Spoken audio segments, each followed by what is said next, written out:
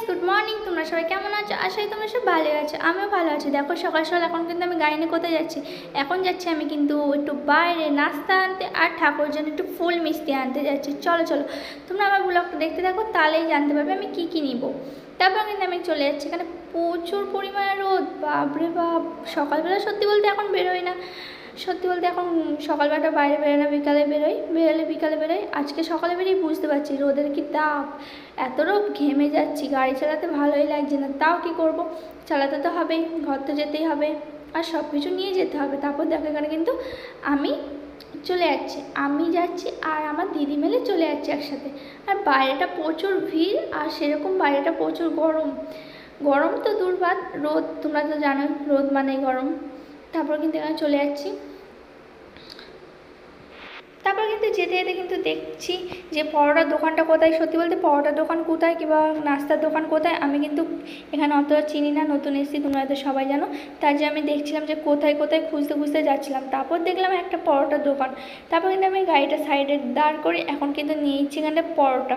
আর এখানে দেখো অনেক ভিড়, তার জন্য আমি একটুখানি দাঁড়াচ্ছিলাম, বলছে দাঁড়াও 2 মিনিট, দিয়ে করে দিচ্ছি। দিয়ে তারপর দেখো এখানে প্রচুর গরম, আমি কিন্তু এখানে ঘেমে স্নান হয়ে গেছি। তারপর কিন্তু কচুরিও হতে তৈরি হয়ে গেছে, আর এখানে কিন্তু দিয়েও দিয়েছে পার্সেল করে।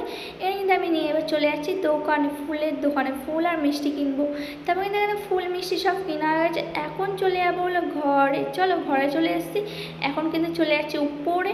আর আমাদের ঘরটা সত্যি বলতে দোতলায়, তার জন্য এখন হেঁটে হেঁটে উপরে যাও, আর ভালো লাগছে না, এত গরমের মধ্যে আর হাঁটতেও ইচ্ছা করছে না। আমি তো এই নমস্কার দিচ্ছি সকালবেলা করে, আর বাইরে বেরোবো না। যাই হোক, দরকার ছিল তাই বাইরে বেরিয়েছিলাম। তারপর কিন্তু আমি ঘরে এসে আগে কিন্তু খেয়ে নিচ্ছিলাম থামস আপ, যেহেতু বাইরে প্রচুর প্রচুর পরিমাণে রোদ, তার মধ্যে খেয়েছিলাম থামস আপ। আর মা বলছো যে বাসি পেটে থামস আপ খাস না। আমি চলো কিছু হবে না, বাসি পেটে খেলে কিচ্ছু হবে না। আমি থেকে খেয়ে নিলাম থামস আপ।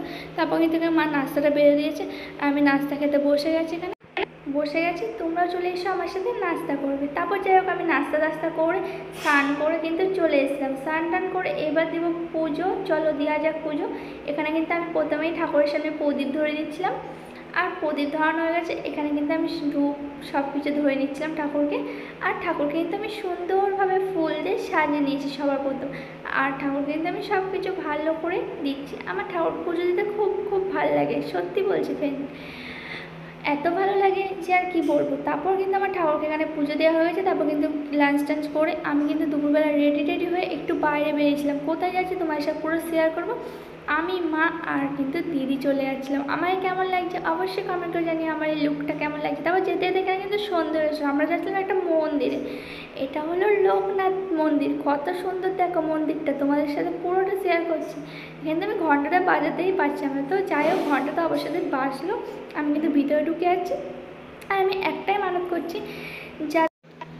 তারপর কিন্তু এখানে ভিতরে ঢুকে গেছি, আর ভিতরে ঢুকে কিন্তু আমি আগে প্রথম প্রণাম করে নিচ্ছি ঠাকুরকে। দেখো প্রণাম করে নিলাম। এখানে কিন্তু অনেকজন আসে, অনেক দর্শন করতে এসছে। আর এই নতুন হয়েছে এই মন্দিরটা, খুবই সুন্দর, তোমরা দেখতে পাচ্ছ। আর এখানে কিন্তু আমি প্রণাম করে নিলাম ঠাকুরকে, তোমরা প্রণাম করে নাও।